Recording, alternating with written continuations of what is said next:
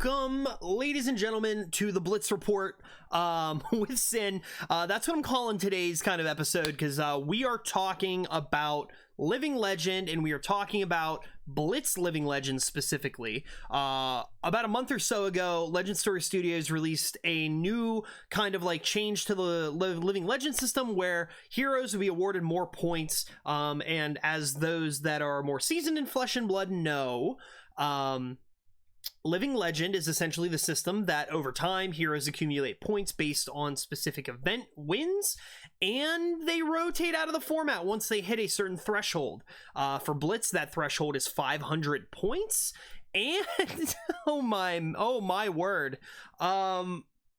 today, like, they just released the weekly report, and it looks like we are losing Ira, Crimson Haze, one of the very first heroes from Flesh and Blood, one of the oldest heroes. It was actually the Learn to Play hero, and recently kind of re-released in a new form in the Tolarian Community College bundle, the Round the Table product. So with this specific skirmish season, we are kind of seeing a change of the guard when it comes to some of the top heroes in the format. Ira Crimson Haze has hit Living Legend. Kano has hit Living Legend. Kasai, Centauri Sellsword has hit Living Legend. All three of these heroes have been very prominent in the Blitz meta over the course of the past several years. And I know not a whole lot of people play Blitz, but specifically here in Pittsburgh, a lot of our armories and a lot of our weekly events are Blitz, and it's a fun little format. You get together with your friends, you play. I enjoy the format, but I'm not really here today to talk about why I enjoy Blitz. I'm here to talk today about what this means for the Blitz meta and what it could mean going forward. Seeing these heroes kind of like seeing these very important heroes that people teched around kind of dipping out of the format. More specifically Kano, because that leaves only the Emperor and Briar and Vincent as heroes that require kind of the need for null rune equipment in their sideboard. So you have Kano gone now, so you don't have to worry about dying to Blazing Ether out of nowhere on your own turn. And you can, this kind of allows you to run less, I would say less blues in your board, because you don't need to cover up that kind of damage. I would say watch out though, because Emperor is pretty good at doing similar things to Kano, just with physical attacks on top of it. So I would still pack that null rune. I would still keep a reasonable amount of blues on your person, because man, you're gonna need them. But if you are a Kano player and you're looking for a new hero to kind of fit your wizard niche, the Emperor is a great choice for that. I would even say to some degree, Vincent, the Shadow Runeblade released in Dusk Till Dawn, would probably be a pretty good choice too. There's certain ways to build her that are almost very wizard trickery kind of way to build. But with that being said, Kano being a huge offender of just kind of like floating around within the Living Legend pool and never quite getting there because another hero kind of steps on top of them. Kano's gone now, and he's, one of the oldest heroes. Ira is gone now, so you kind of don't have this, you don't have some of the top contenders that were really dominating the meta still in there. So when we're looking at various options, I mean, if you were an Ira player, I would like even consider Benji at this point. Maybe not even just Benji, but like even running Fi. Fi is a very solid deck with a very blank damage that's kind of just like really good. He can go really wide, really fast, and kind of just blow you out of the water immediately if he hits the right string of cards in the right order. Kasai Centauri Sellsword, she was brutal on the onslaught and the go-agains and the free attacks. So like two major aggro heroes are gone from the format, Ira and Kasai, and Kano's gone too. And looking forward to the forecast, we have one more week or weekend of Living Legend or of skirmish events to get through, myself included. I haven't played my local game store skirmish event yet. That is happening Sunday. And we have right on the heels Dash, the original Dash, not Dash database from Bright Lights.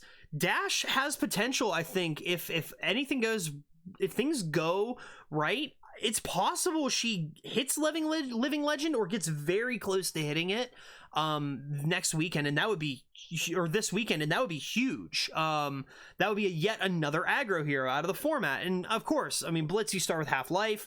Aggro is pretty beneficial.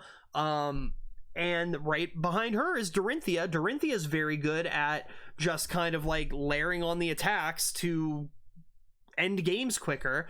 Briar's right behind it, and that breaks my heart, but this is how it goes. The big point I think I'm trying to make is that the Chain also LO'd. That's right, Chain also LO'd this format too. These are some of these heroes, actually all of these heroes have been in the Blitz format for going on 3 years now.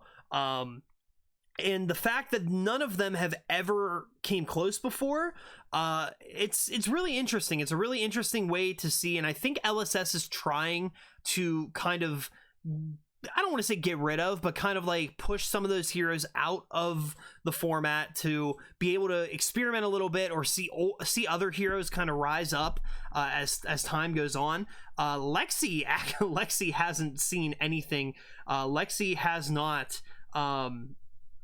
not gained any points this season, only has 47.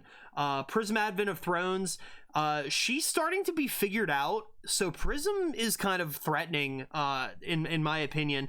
Levia, Emperor, old Prism, because Luminaris is still a thing. But even if you go all the way down here, you have some heroes that have just never really caught anything. Data Doll, Katsu, Arachne, KO, Uzuri, Bolton, especially Volta, like there are a lot of heroes that just have not made it onto the board. Max Nitro, poor Max, is just chilling down here, because why would you run that when you could run Dash and it's better? So you see what I kind of mean, where it's like, you have Dash here, and Dash is kind of hogging that mechanologist spot just because she's better as is. And then, maybe you switch to Max, maybe you try and run a very similar build to Dash in a Max Blitz deck and see how that goes. I don't know. You could run the pistol. You can't run the pistol because Dash will LL with the pistol.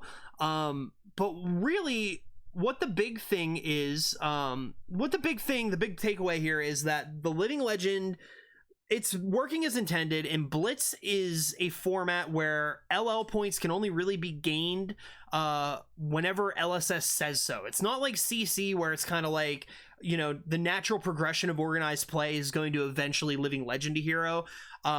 Blitz, you really only get points for Living Legend in Blitz during Skirmish season, which happens like twice a year, if even that, maybe 3 times. So it's not all that rare, or it's not all that common to see Blitz heroes kind of like gain a significant amount of points. So, if this wasn't going to happen, if Ira hadn't gone, if Chain hadn't gone, if Kano hadn't gone, Kasai hadn't gone, they would be around for at least another like 8 months, because I believe the next Skirmish season is like early summer, late spring. So when you really think about it that way, it's sad to see your own hero go, and I've had to say bye to my favorite heroes as they rotate out, but I think this is working as intended, and it's looking really promising. I'm actually very excited to see the Blitz format kind of cracked open. We're going to have repeat offenders. I think Rhinar is going to start coming on top. Rhinar is going to show up. Bravo is going to show up. Emperor is going to show up.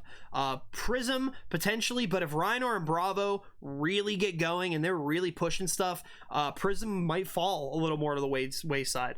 Phi might be able to start making some moves. Dash can make some moves.